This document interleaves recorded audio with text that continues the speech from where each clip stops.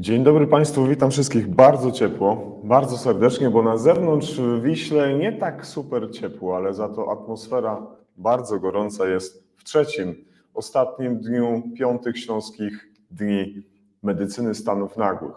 Drodzy Państwo, co to był za wieczór, co to była za noc, tylko wiedzą ci, którzy byli z nami w Wiśle. Bardzo fajna impreza, bardzo dobrze przygotowana, jeśli chodzi o program merytoryczny i oczywiście ten pozamerytoryczny. Jestem przekonany, że takie elementy, o których właśnie rozmawialiśmy wczoraj z panem Mateuszem Komzą, są potrzebne, są ważne. Czasami, kiedy mamy wydarzenie jednodniowe, rzeczywiście nie ma miejsca na ten taki intensywny networking gdzieś wieczorem przy dobrej imprezie, ale z pewnością warto o to zadbać. Tylko pamiętajcie, drodzy Państwo, żeby rzeczywiście ten merytoryczny program był jak najlepszy. Jak już pokazywałem Państwu, cała rozpiska tego wszystkiego, co się działo praktycznie od piątku, cała sobota i dzisiejszy dzień, praktycznie do godziny 14 będzie wypełniony kolejnymi sesjami. Bardzo się cieszę, że one zostały tak przygotowane, żeby każdy z Państwa znalazł coś dla siebie. Dzisiaj już 1 października, tak więc nieubłagalnie zbliżamy się do końca, zakończenia dzisiejszego dnia. Jestem przekonany, mam nadzieję, że wszyscy uczestnicy konferencji, którzy są jeszcze z nami albo musieli już wyjechać, bo na przykład za chwilkę zaczyna się nocny dyżur, będą zadowoleni. Mam nadzieję, że dzisiaj uda nam się złapać przedstawicieli jeszcze zespołu organizacyjnego konferencji. Mam nadzieję, że jeszcze uda się 2 gości tutaj zaprosić do studia, żebyśmy mogli porozmawiać o interesujących nas kwestiach. Udało nam się dzisiaj, drodzy Państwo, na samym początku zaprosić bardzo sympatycznego gościa, którego mam przyjemność i okazję, mam przyjemność poznać, a okazję mam przyjemność znać, a okazję miałem poznać już w Grudziądzu, kiedy spotkaliśmy się z Michałem Winterem. Dzień dobry, Michał, cześć. Dzień dobry, witam wszystkich, cześć Jacku. Koordynator świadczeń medycznych Falk Medycyna, osoba, która koordynuje pracę zespołów medycznych. Zgadza się? Tak, pracę zespołów transportu medycznego, komercyjnych, dokładnie tak. Falk Medycyna to na pierwszy rzut oka od razu jakaś prywatna firma. Zgadza się, jest to prywatne przedsiębiorstwo. Tak, prywatne przedsiębiorstwo, podmiot leczniczy, spółka ZOO. Od wielu lat, bo od 1994 roku jesteśmy na rynku Polski, a wywodzimy się z krajów skandynawskich, z Danii, z Kopenhagi, gdzie jest nasza centrala. Czyli Państwo tak prawie po sąsiedzku. Między Oslo a Kopenhagą to całkiem niedaleko. Dokładnie tak. Jak się tak można rozpędzić tą łodzią szybko między wybrzeżem norweskim a duńskim, to chwila, moment dzisiaj jest. Dokładnie. No, droga samolotem z Polski to 40 minut. Elegancko. Bliziutko. Często bywasz w Kopenhadze? Byłem 3 razy, ale nie ma jakiejś systematyczności. Raz w roku staram się być u kolegów na spotkaniu, na wymianie doświadczeń wspólnych razem, tak żeby porozmawiać, jak u nas wygląda praca, jak wygląda w Kopenhadze praca i organizacja przede wszystkim tego wszystkiego, całej pracy. Kilka dni temu, pamiętam, na jednym z Twoich postów, bardzo możliwe, że postów bezpośrednio z Falk Medycyna, były zdjęcia wstawione właśnie z Danii. Mnóstwo karetek, mnóstwo zespołów ratownictwa medycznego. Co to było za wydarzenie? To było jakieś święto w Danii, czy to było jakieś... No właśnie. Tak, to jest takie nasze wewnętrzne święto firmy Falk, gdzie spotykamy się w Danii, tam gdzie jest założona firma w centrali i spotykamy się z ludźmi z całego świata. Przyjeżdżamy, wymieniamy doświadczenia pomiędzy sobą, rozmawiamy na temat tego, jak u nich wygląda system w jednym kraju w Ameryce, w Niemczech, czy chociażby w Polsce. Tak, to jest takie nasze małe 2-dniowe święto. Michał, powiedz mi, od ilu lat Falk Medycyna jest w polskim systemie ochrony zdrowia? Świadczycie usługi w ramach komercyjnych umów, komercyjnych rozwiązań. I od ilu lat już się to dzieje? W 1994 roku dokładnie Falk Medycyna wszedł na rynek polski. Zaczęliśmy od świadczenia takiego jak świadczenie healthcare'u, czyli świadczenia w POZ-cie, świadczenia w opiece specjalistycznej, ambulatoryjnej. Później systematycznie rozwijaliśmy się, wchodziliśmy w zespoły komercyjne transportu medycznego, w zabezpieczenia medyczne. W pewnym momencie udało nam się wygrać konkursy w Państwowym Ratownictwie Medycznym. Natomiast na dzień dzisiejszy głównym takim core biznesem naszym to są zespoły transportu medycznego, których mamy 54 w całym kraju.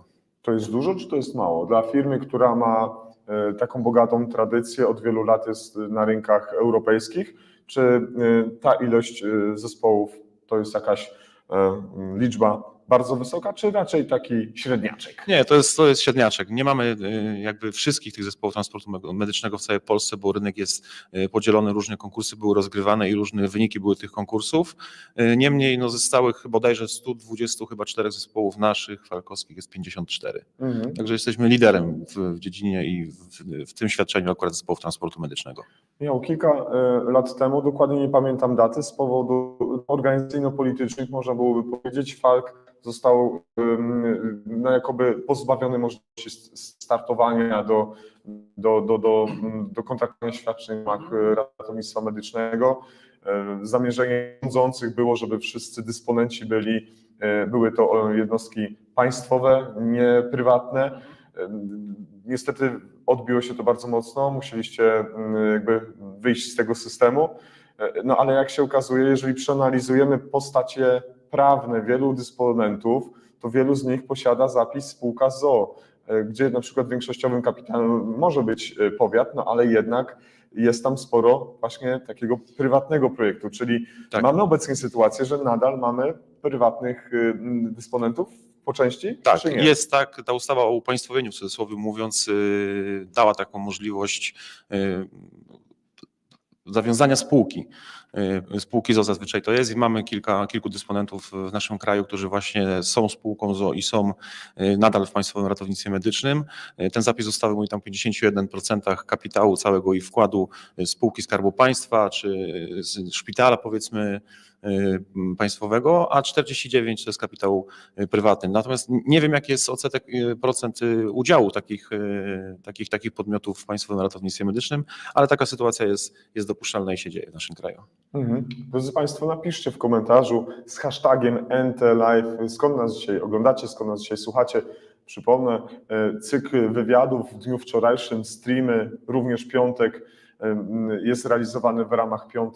Śląskich Dni Medycyny Stanów Nagłych i takie szczególne wydarzenie, więc nie sposób jest nie wykorzystać okazji, że jest mnóstwo bardzo ciekawych gości, którzy przyjeżdżają z prelekcjami, z wykładami, czy prowadzą warsztaty, żeby ich potem nie zaprosić tutaj do nas i na przedpytkę zabrać. Takie mam myślenie, znaczy chciałbym zapytać może bardziej, czy mamy myślenie takie, co prywatne to dobre czy złe w naszym systemie ochrony zdrowia? Jak ty uważasz, jak słyszysz, że jest jakiś podmiot bądź usługa prywatna w sektorze ochrony zdrowia, abstrahując od tego, że jesteś z Falk, medycyna, czy masz dobre skojarzenia, czy raczej złe? Ja wiem, że to może być to nieobiektywne. Tak, zero-jedynkowo nie możemy tego ująć, czy jest dobre prywatne, czy jest złe i tak samo, czy jest dobre państwowe, czy jest złe państwowe, bo wszystko zależy od tego, jakie to jest świadczenie, kto to wykonuje, w jaki sposób, bo i podmiot prywatny może dobrze wykonywać świadczenie i podmiot państwowy również, ale moim zdaniem powinno być tak, że pacjent ma prawo wyboru.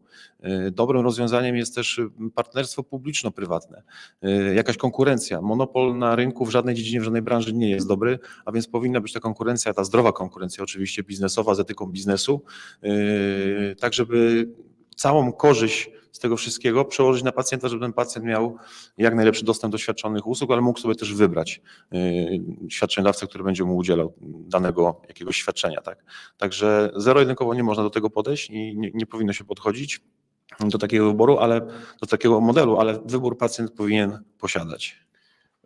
Michał, jak tak obserwujesz, od wielu lat już to robisz system ochrony zdrowia, zarówno w prehospitalne zadania i transporty, i kiedy porównujesz system prywatny i powiedzmy ten publiczny, państwowy, to jakbyś tak mógł powiedzieć, jakie 2-3 najlepsze rzeczy są w tym prywatnym systemie, w prywatnym sposobie zarządzania takim projektem, jak świadczenie usług medycznych, czy to transportu sanitarnego, o którym za chwilkę będziemy może szerzej rozmawiać, czy to może w ramach usług również na poziomie czynności ratujących życie, jeśli było, mówiliśmy to wcześniej przed tymi zmianami, to co na pewno jest taką super wartością dodaną, wypływającą z prywatnego obszaru, jeśli chodzi o świadczenia medyczne. Znaczy jedną z takich rzeczy na pewno jest fakt tego, że prywatny podmiot nie musi a to jest bardzo ciężkie dla państwowych podmiotów, uczestniczyć w postępowaniach z ustawy o zamówieniach publicznych. A więc wszelkie zakupy, które są realizowane, czy do karetki, czy sprzętu do karetki, my tak naprawdę możemy wybrać według swoich preferencji naszych pracowników, ewentualnie najlepszego sprzętu, który jest dostępny. Nie obowiązuje nas ta ustawa, chociaż my i tak zawsze w etyce biznesu robimy tak, że bierzemy 3 firmy sobie i ściągamy oferty, także to jest bardzo łatwe ułatwienie dla nas, dla podmiotów prywatnych, takie wprowadzenie. Natomiast dla państwowych jest to utrudnienie, bo to trwa wszystko, tak? Są pytania, odpowiedzi, długo się czasami oczekuje na dany sprzęt. No i też nie można wskazać jednego rodzaju modelu, powiedzmy, nie wiem, defibrylatora, który chciałbym, żeby był, bo jest to niekonkurencyjne. Także to na pewno jest. Natomiast drugą taką rzeczą, którą myśmy zauważyli, to jest mała, nierozbudowana kadra, ale menadżerów. Czyli osób, które są do tego dedykowane w podmiocie prywatnym. Czasami w tych podmiotach państwowych zdarza się tak, że te osoby, nie chcę powiedzieć, że nie mają kompetencji, ale są może nieprzygotowane do tej pracy, natomiast tutaj możemy sobie pozwolić u nas na podmiotach prywatnych na wybór menadżera, który będzie kierował dalej tą firmą, ma do tego wykształcenie, odpowiednie doświadczenie i jest do tego przygotowany. No właśnie, poruszyłeś... Często w podmiotach państwowych zdarzają się osoby z przypadku po prostu, nieprzygotowane do tej pracy na danym stanowisku. Czyli rozumiem, że należy odczytywać to między wierszami, że Falk Medycyna w swojej kadrze albo zespole kadr posiada ludzi, którzy na przykład ukończyli studia MBA zarządzania w ochronie zdrowia, studia jakieś dokładnie tak, zarządcy. Mam takie, tak to odczytywać, tak? Tak, dokładnie tego to mi chodziło. I myśli, że 100% osób, które prowadzą zadania takie zarządcze, koordynujące, to są osoby, które mają na przykład przygotowanie na poziomie studiów MBA, czy pół na pół, czy mniej, czy to jest taki wymóg, jak to wygląda? Bo w państwowym systemie również mamy wielu specjalistów, którzy ukończyli MBA, czy jakikolwiek administracyjny kierunek zarządzania w ochronie zdrowia. Znaczy, akurat u nas w naszym podmiocie nie ma tak, że wszyscy mają 100% MBA, czy jakieś inne kierunkowe takie wykształcenie i w kursach, natomiast no, staramy się, zatrudniając osoby i podejmując z nimi współpracę, żeby to były osoby, które są wykształcone w tym danym kierunku, jeszcze mają doświadczenie i są menadżerami właśnie w ochronie zdrowia. W jednostkach państwowych to jest troszeczkę może mniej widać, ale widać progres przez lata, bo już dużo zmieniło i jest coraz więcej właśnie menadżerów na stanowiskach kierowniczych, czy to w szpitalach, czy w podmiotach i to jest dobry kierunek moim zdaniem. Powiedzieliśmy o tym, co Falk daje, czy mógłby dać, czy dawał przez ostatnie lata dobrego, a co z publicznego, takiego państwowego ratownictwa medycznego zostało zaimplementowane do Falku, albo co by mogło być zaimplementowane? Czy były takie przestrzenie, które uznaliście, fajnie, PRM działa świetnie w Polsce w tych i w tych kwestiach. Falk Medycyna na przykład będzie posługiwał się podobnymi procedurami wytycznymi. Są takie, czy raczej... Tak, myśmy... Nie, oczywiście, że nie się otwieramy na współpracę i nie toczymy wojenek żadnych, nie chcemy toczyć wojenek, bo to do niczego nie prowadzi dobrego. I to, co myśmy zaimplementowali u nas w zespołach transportu medycznego, to jest elektroniczna dokumentacja medyczna, podobna troszeczkę na wzór dokumentacji z SWD. Także na dzień dzisiejszy już nie pracujemy na kartkach. Wszystko jest zdigitalizowane. Mamy urządzenia Zebra, podobne jak w państwowym ratownictwie medycznym, tylko w ratownictwie są to duże tablety, mamy troszeczkę mniejsze na zasadzie smartfonu i takie rozwiązanie zaimplementowaliśmy jako wzór i dobre rozwiązanie u nas w zespołach transportu medycznego. Czyli widzicie Państwo, można się uzupełniać, można się wspierać i powinniśmy znowu podglądać od siebie. O tym wczoraj mówił Tomek Lem, który opowiadał o swoich doświadczeniach międzynarodowych, tu w Stanach, tu w Niemczech, tu w Wielkiej Brytanii, tu na Antypodach, tu powiedzmy gdzieś na Bliskim Wschodzie. Te doświadczenia się mieszają, te doświadczenia się wymieniają między strukturami systemu, warto to robić. Powiedziałeś o systemie, który nazywa się, no właśnie, co kryje się pod takim skrótem, trudnym skrótem, nie wiem czy anglojęzycznym, czy może, który bardzo często posługujesz się nim, kiedy rozmawiamy o transporcie, szczególnie tych pacjentów krytycznie chorych, w krytycznie złym stanie zdrowia. Czym się taki transport zajmuje i jak się nazywa ten skrót cały? ZTM. Mamy ZRM, czyli Zespołu Ratownictwa Medycznego i od 3 lat mamy jeszcze taki skrót jak ZTM, czyli Zespołu Transportu Medycznego. To jest świadczenie gwarantowane szpitalne, które jest nowe, można powiedzieć, a dedykowane jest do transportów międzyszpitalnych pacjentów w stanie bezpośredniego zagrożenia życia. Główny cel i założenie tych zespołów transportu medycznego, tego critical care transport za granicą, to jest transport pacjenta ze szpitala o niższych referencyjności do szpitala o wyższej referencyjności. Czy na przykład w szpitalu powiatowym nie ma torakochirurgii, nie ma kardiochirurgii, a jest potrzeba wykonania jakiegoś pilnego zabiegu, to te zespoły transportu medycznego są dedykowane do tego, żeby przetransportować tego pacjenta do szpitala o wyższej referencyjności, do specjalistyki wysokiej. No to dobrze, zabawmy się w taki scenariusz. Jestem sobie, powiedzmy, osobą koordynującą transport takiego pacjenta. Nie muszę być lekarzem, nie muszę być pielęgniarzem, pielęgniarką, ale jestem osobą X w szpitalu Y. No i dzwonię do Państwa. Dzień dobry, nazywam się X. Chciałbym zamówić transport dla naszego chorego pacjenta Kowalskiego, który wymaga przewiezienia do poziomu 4 referencyjności. I jak wygląda procedura, albo jak powinna wyglądać procedura, żeby zamówić taki transport u Was? Wszystko jest określone przez rozporządzenie prezesa Narodowego Funduszu Zdrowia, który reguluje informacje, które są potrzebne do zebrania i jakby uruchomienia tego transportu.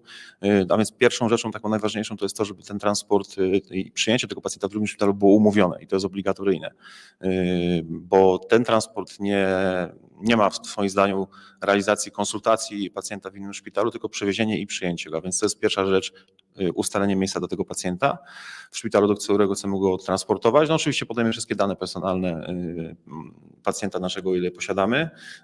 Drugą rzeczą to jest rozpoznanie i numery telefonów kontaktowych, tak żebyśmy mogli w czasie transportu zadzwonić do lekarza jednego czy drugiego, zlecającego czy tego przyjmującego, skonsultować się jeszcze i tak naprawdę to wszystko. I dyspozytor decyduje o kodzie pilności wyjazdu. Kody są takie same jak w Państwowym Ratownictwie Medycznym, czyli kod pierwszy pilny i kod drugi zwykły. I to jest to wszystko. Wysyłamy zespół i przewozimy pacjenta do szpitala docelowego. Jestem wspomnianym medykiem X. Jaką mam gwarancję, że zarówno pojazd, sprzęt, personel, cała ta oprawa techniczno-logistyczna, kompetencyjna będzie spełniała moje wymogi, jeśli chodzi o medyka, który opiekował się tym pacjentem wewnątrzszpitalnie, a teraz musimy wyprowadzić pacjenta z jego strefy komfortu i naszej i musimy go poddać takim dosyć trudnemu procesowi, jakim jest transport.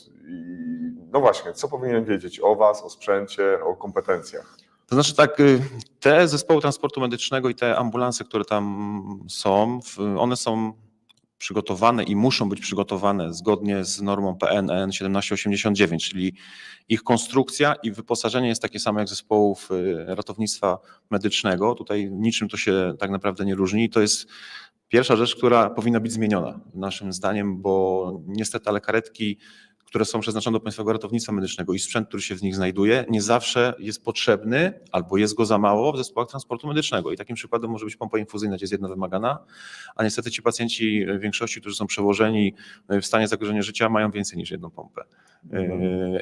A więc tu jest taka nisza do popracowania nad tym, żeby zmienić to rozporządzenie i dostosować ambulanse do przewozu pacjentów w zespołach transportu medycznego. To jest jedna rzecz na przykładzie pompy, ale też karetka jest nieprzystosowana w środku, w przestrzeni do transportu takiego pacjenta, bo czasami trzeba zabrać jakieś dodatkowe inne urządzenie, ECMO na przykład, dodatkowe butle tlenowe, bo transport jest długi, przez całą Polskę takie były i niestety, ale powinno się wymagać zmiany tego rozporządzenia, tak, ażeby dostosować te zespoły transportu medycznego do warunków, znaczy karetki do zespołów transportu medycznego i przewozu tych pacjentów. Czy jesteście brani pod uwagę w dialogu ministerialnym? Czy robicie to, składacie pewne propozycje, żeby pewne zmiany w ustawie zostały, czy w rozporządzeniach wprowadzane, czy raczej biernie się przyglądacie na rozwój wydarzeń? Nie, my wszystkie takie uwagi, obserwacje z tych 3 lat zbieramy, wysyłamy pisma do Ministerstwa Zdrowia, będziemy też wysyłali, natomiast to jest trochę problem z odpowiedziami. Nie zawsze te odpowiedzi dostajemy, albo te odpowiedzi dostajemy dosyć późno i one nie są jednoznaczne. Natomiast przygotowujemy taką książkę, w cudzysłowie powiedzmy notatnik, gdzie wszystkie te rzeczy spiszemy, wyślemy do ministerstwa i będziemy rozmawiali też z kolegami fachowcami innymi z innych podmiotów, którzy świadczą usługi zespołu transportu medycznego, tak żeby móc wypracować jedno stanowisko bądź grupę roboczą, która będzie wprowadzała takie dobre zmiany w zespołach transportu medycznego. Jak wygląda zaplanowanie takiej realizacji transportu, szczególnie długiego transportu między powiedzmy poznańskim ośrodkiem a warszawskim, krakowskim, a gdańskim, powiedzmy więcej kilometrów. Czy przygotowujecie wszystkie plany na, jakby się coś stało, nie wiem, zepsuty silnik w samochodzie, skrzynia biegów, urwane koło, odpukać wymalowane, jeśli chodzi o załogi, czasy pracy kierowców, czy zespół, który koordynuje przyjęcie danego zlecenia, bierze te rzeczy pod uwagę, czy po prostu no tak łańska fantazja, rzucamy kwity, tu jest zlecenie na przewóz i heja, jedziemy. Nie, takie rzeczy są brane pod uwagę, szczególnie przy tych dalekich transportach, które mieliśmy, a już nieraz jeździliśmy przez całą Polskę po długości po skosie. No i tu musi niestety, ale planowanie musi następować. I takie rzeczy dzieją się na chwilę przed tym wszystkim. Niestety nie jesteśmy wszystkiego też w stanie zaplanować z tego względu, że te transporty, o ile niektóre są planowane, to niektóre wskakują w cudzysłowie do systemu na szybko i trzeba je realizować, ale w takich sytuacjach mamy swoich kolegów, kierowników, koordynatorów, którzy są na miejscu w danym województwie, koordynują działaniami tych zespołów transportu medycznego i na przykładu mieliśmy taki transport pacjenta, gdzie w godzinę ściągnęliśmy dodatkowego ratownika kierowcę, bo musiał być ich 3. Tak, żeby się zmieniali, bo jechaliśmy z Gorzowa Wielkopolskiego do Przemyśla, czyli całą Polskę po skosie. Natomiast no, mamy też taki e-book zrobiony innych dysponentów, którzy są dookoła, bo każdy dysponent zgodnie z rozporządzeniem musi wspierać, tak jak w ratownictwie medycznym i w momencie, kiedy na przykład, a mieliśmy też przypadki awarii karetki, usterki, która uniemożliwiła dalszą jazdę, to albo korzystamy ze swoich zasobów zespołu transportu medycznego, który gdzieś jest obok, tudzież ewentualnie prosimy o pomoc innych dysponentów. Ostatni przykład z Pomorskiego, gdzie sygnały świetlne się zepsuły. Działały tylko świetlne, nie było dźwiękowych, ale tutaj dzięki współpracy z policją udało nam się tego pacjenta wytransportować, gdzie policja nas konwojowała. Czyli jak widzimy, służba państwowa, służba, jaką jest policja i firma prywatna może z sobą nawet dobrze współpracować. Jak najbardziej tak. Czyli nie musimy się, drodzy Państwo, bać tego, że jak coś jest prywatne, to na pewno złe, to na pewno wszystko można tam właśnie złego wrzucić i zamieszać i jedną miarą powiedzieć, że to na pewno nie będzie dobrze. Kooperować, współpracować, wymieniać się doświadczeniami. Mamy inne doświadczenia, mamy doświadczenia z zagranicy. Jeżeli są dobre, implementujmy je tutaj u nas w kraju. My też się uczymy od państwowych jednostek, od innych dysponentów, a więc tylko i wyłącznie współpraca może zrobić dobre rzeczy. A propos współpracy, drodzy Państwo, mogę już się wysypać na antenie. Mamy taki plan, by współpracować z Falk Medycyna, żebyśmy zaprosili Michała do takiego pełnowymiarowego odcinka właśnie o transportach, zespołach transportu medycznego, w którym ten temat rozłożymy na czynniki pierwsze, Tak jest. Michał wytłumaczy te wszystkie kwestie, przygotujemy dla Państwa audycję w tej pierwszej części wywiadowczo-informacyjną. Michał wyjaśni te meandry związane z procedurami. Postaramy się to zrobić w miarę nienudno, żeby Państwa nie zasypać takimi jakimiś technikaliami. Później Michał przedstawi Państwu pewne rozwiązania, które funkcjonują, albo takie, które powinny funkcjonować, których Michał jest autorem.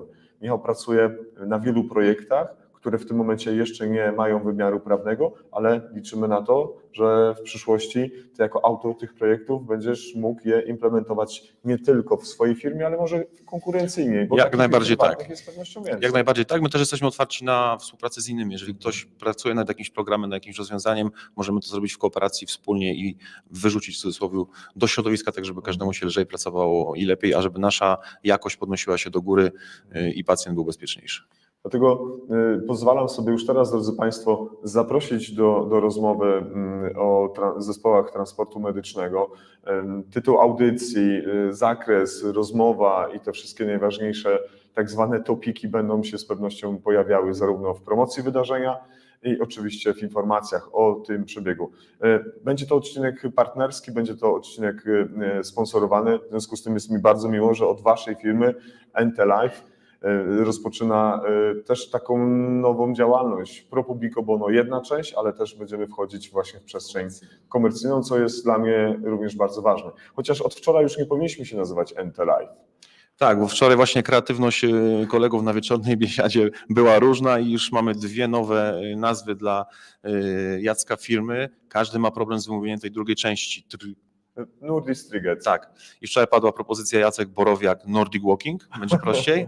Natomiast druga propozycja to jest Jacek Borowiak Nordic Target. Nordic, tak, więc jakby ktoś miał jakiś kłopot, żeby zapamiętać, co znaczy, jakby Ja powiedzieć. proponuję Jacku ankietę utworzyć i wybierzemy jedną z tych dwóch. Polska nazwa Nordic Striget. Tak jest. Tak, więc audycje mają mniejszy problem, bo się nazywa Entelive. Audycja Entelive jest jakby produktem, jest elementem działalności Nordic Striget albo ewentualnie elementem działalności Nordic Target albo Nordic Walking. Nordic Walking. Nordic Walking. Dobrze, to taka bardzo pieszczotliwa będzie nazwa. Cieszę się bardzo już mocno na ten odcinek, bo chciałbym Państwu przybliżyć troszeczkę inny sposób myślenia w ogóle o realizowaniu pewnych świadczeń medycznych w systemie ochrony zdrowia.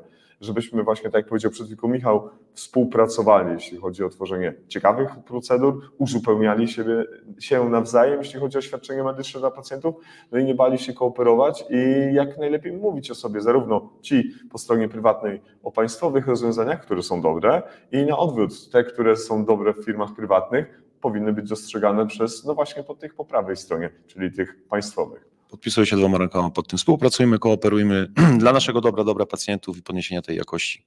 I taką oto puentą, drodzy Państwo, pożegnamy się w tym momencie. Już niebawem, już za chwilkę będą odwiedzać nas kolejni goście.